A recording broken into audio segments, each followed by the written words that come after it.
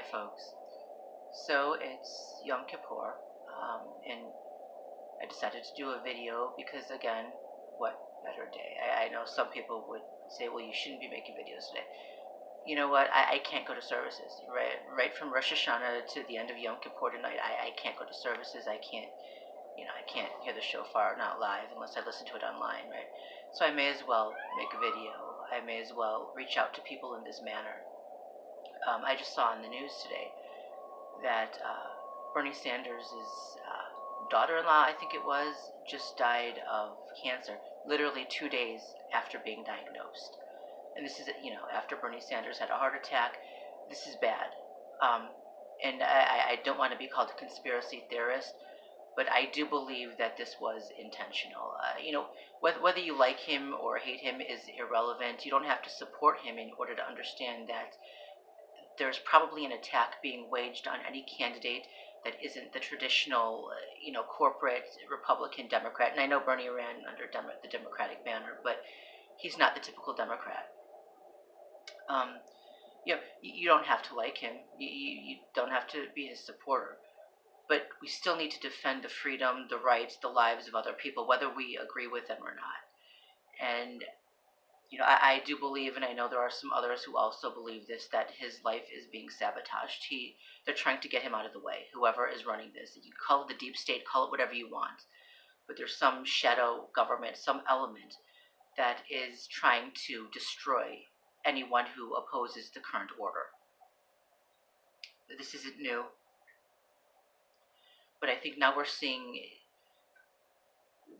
this type of attack increased.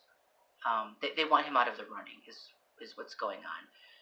We can see this also with other forms of attack. For example, not too long ago, there was some guy who was shot in his own apartment by some woman who went into his apartment and thought it was hers. Well, a lot of things don't add up. First of all, did she have the key? Okay. Most apartment doors lock from the outside as soon as you close them. Was his door open? Right. Second, when she looked at the furnishings, she would have noticed that this was not her apartment. Okay. And then third, a few days after the witness testified or something, the main witness was killed. I don't know the exact timeline, but literally the main witness was then killed to prevent him from testifying against her, this police officer. This was a setup. This was not an accident. Okay. She said that the fact that she thought she was in the wrong apartment, that was a lie. That was an excuse. This entire thing was a setup. Someone wanted that guy dead, and that's why they killed a witness as well, because he knew too much. We see this a lot too with some of these hit and runs. You can see someone runs someone else over, and then they speed off, and nothing is done. Even though there are cameras everywhere, they're either pointing in the wrong direction, they didn't catch the license plate, this happened, that happened, they weren't working, or the cops just don't even bother. There's not even an investigation. Sometimes when there is a chase, some of these drivers are professional. You can tell by the way they're driving. They can skirt and escape from numerous police cars and entrapments, and they are professionals. They were trained professionally. All right, assassins are being hired to get rid of people. So we have a big problem in this nation. American citizens are being attacked by someone or something.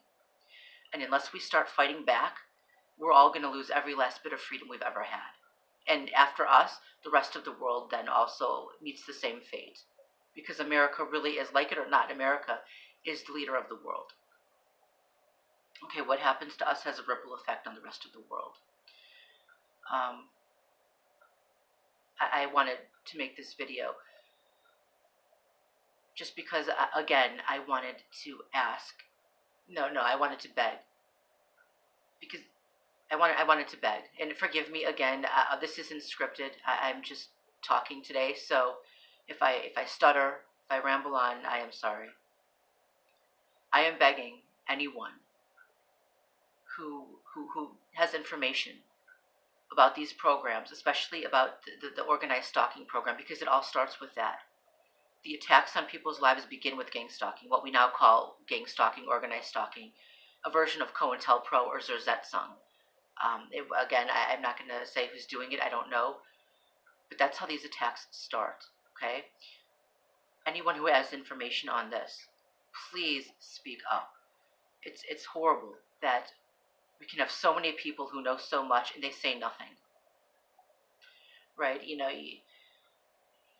can have thousands of people who know that something is going wrong and maybe one person will speak up, okay? We need brave men and women to stand up against the real criminals, and the real criminals are the ones running these sick, perverse programs, all right? And I know that a lot of people might have been involved in these programs without knowing they were doing something wrong, all right? They might have been engaged in surveilling people who they were led to believe were a potential threat. But after a while, they were asked to do things that they know are wrong, okay? And now maybe they're afraid to get out of it because now they know that they weren't tracking criminals, they're working for the criminals, okay? So what do? And I understand. It's brutal, it's hard.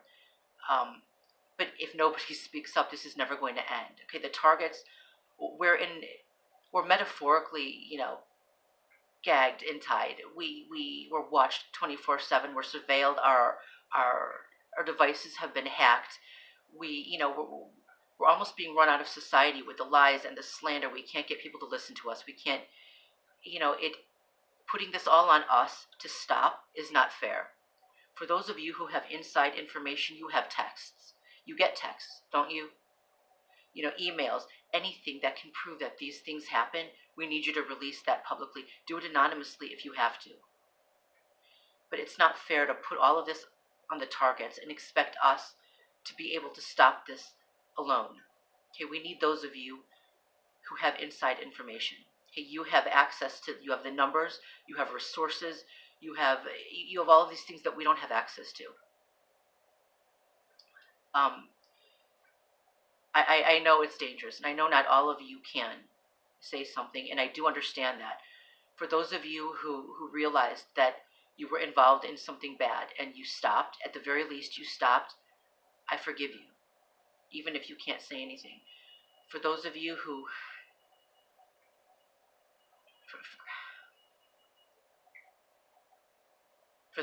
think that you might be able to speak up, please speak up. Even if you were a perpetrator before, even if you were among the worst of them, if you've had a change of heart and you want to end this sadistic program now and you want to help,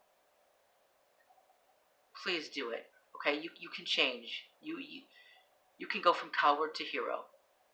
Even if you were the worst of them, I forgive you. If you do that, I say if. Today's probably not the right day to put strings on I forgive you, is it? But this is my flaw, and I'm just being honest. It's Yom Kippur. I'm not going to lie in Yom Kippur. I'm not going to pretend. Forgiveness is hard. For those of you who keep attacking and you just won't stop. Most of you know by now that what you're involved in is so evil. You're destroying people. You're lying. You're slandering. You're trying to drive them to a complete breakdown just so that you can have them reported or flagged as mentally unstable. Okay, people watch them break down in public after you provoke them. And for those of you who are watching this happen, I've got to say this. You see someone break down in public and you see him or her start crying or shouting on the streets. You don't know what is going on in that person's life. Please be careful who you flag as a potential threat, because I know a lot of you think that, well, you'll report someone and the police will check it out, and if they're not a threat, the police will let it go. They'll drop the case and everything will be fine. It doesn't work that way anymore. Once you report someone, that person is flagged as a potential threat indefinitely. Okay?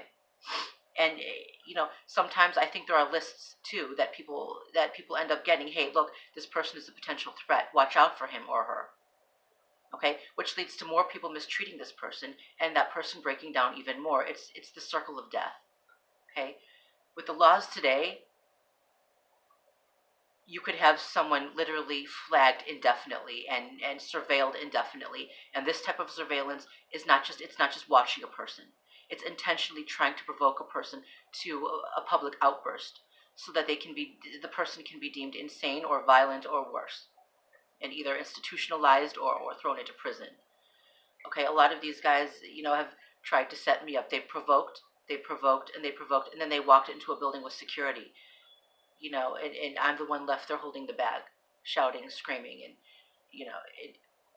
please be careful who you report, okay? If you have, I don't know how this works. You do. So a lot of you do. If you have a community watch list or something, and you're getting notifications that someone is a potential threat, understand, I know that these community watch lists do have value. People have a right to know if there is a real threat in their neighborhood. Unfortunately, innocent people are being added to those lists. So what happens is you run them out of society. You see an innocent person and you run them out of society. Okay? You start treating them as if they're a criminal, and they start reacting as if they're one. They start reacting to it. It's inevitable. Okay, you need to take a step back, please. Please. If you were told, and two, I mean, a lot of you, you might have started out thinking that you were just keeping an eye on a potential threat, but then you were asked to do things, to go up to someone and make a certain gesture, make a certain comment. You don't know what those gestures mean, what those comments mean, and a lot of times those comments are meant to show the target that he or she is being listened to in private. Okay, you're told to repeat something a target said in private. Okay, the target doesn't know who you are, how involved you are, okay, how much you know. Are you just completely unaware of what you're doing?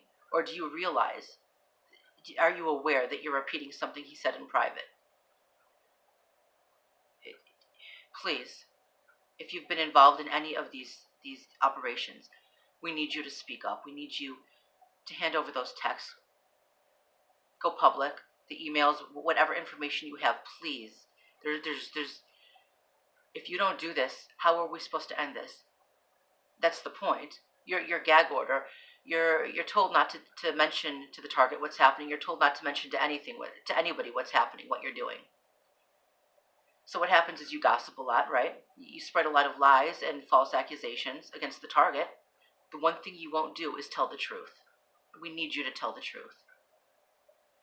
With lies, you have a lot of people who, once a lie is told, more people believe it and they start spreading it.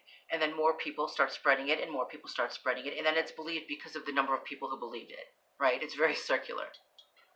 But most of those people don't even realize, just as they have believed something without seeing it or without knowing it for a fact, so too have the people they heard it from. And for those of you who are targets, I did figure out one small method of possibly determining who knows what they're doing, who is lying intentionally, and who might be unaware of it. If someone accuses you of something, but then they say, "Oh, well, I heard," right? They won't come out and say they saw it. They just say they heard it. Okay, they might really have just heard it and they believed the lie they heard. Okay, they might not intentionally be doing anything, trying to hurt anyone intentionally.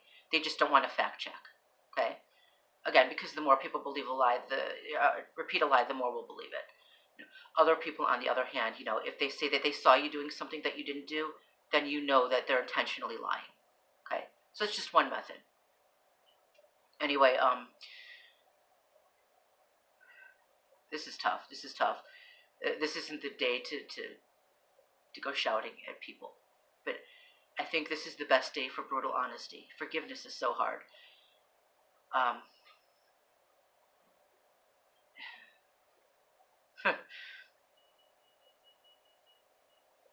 If you were a perpetrator and you worked for these monsters,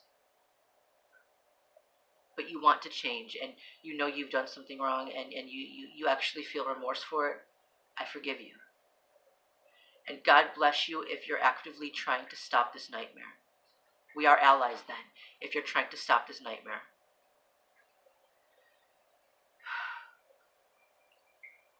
For those of you who are still involved in this program, please research everything you can on gang stalking. I don't like the title because it implies street gangs, and we're not talking about street gangs. They can be used, but they're not running this. Right? Organized stalking, which is a modern day term for Zerzetzung or COINTELPRO. Research everything you know on that, and if you think you might have been involved, go public. I can't do anything but beg today. Now, most people who have seen my other video, they know that I was born and raised Jewish. I ended up converting to Christianity for reasons. I'm not going to explain that again here. Even still, I consider myself agnostic. Nonetheless, I can't. I feel exiled because I can't go to services.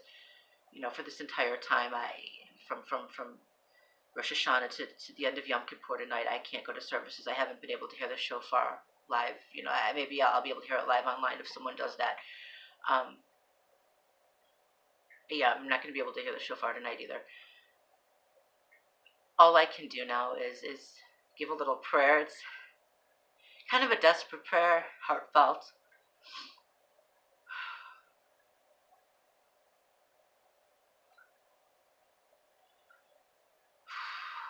Lord Almighty, if you exist at all,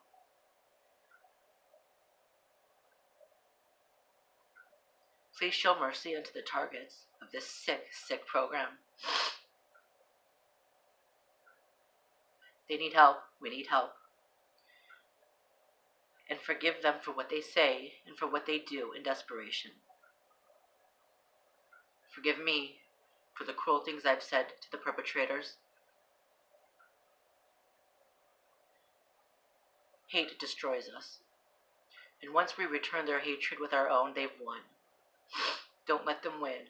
Give us the strength, all of us, to not allow those who hate us to turn us into hateful people. Give us the strength to deal with those who attack us and hunt us and stalk us and lie about us and slander us. Give us the patience and the strength and the restraint to deal with them in a civilized manner. But forgive us if we can't. Forgive us if we start shouting in the streets. Forgive us if we start cursing. Forgive us when we fail. And also, please change the hearts of the perpetrators. Give to them empathy. Wake them up, please. Wake them up.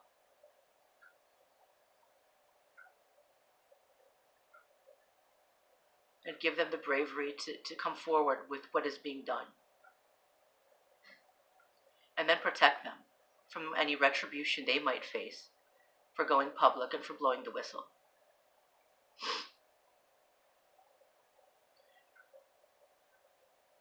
Amen. I know that was a pitiful prayer, especially for a day like this. But it's all I've got.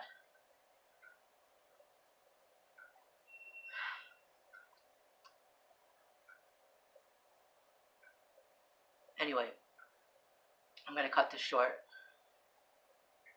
Otherwise, I'm just going to ramble on. I don't think there's anything else that needs to be said today.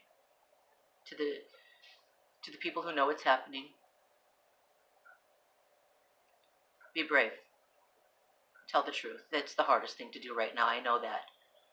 It takes 100% bravery, 100% courage. Please do it. To the targets, stay strong. Okay? Right now, the best thing you can do is avoid hating those who hate you.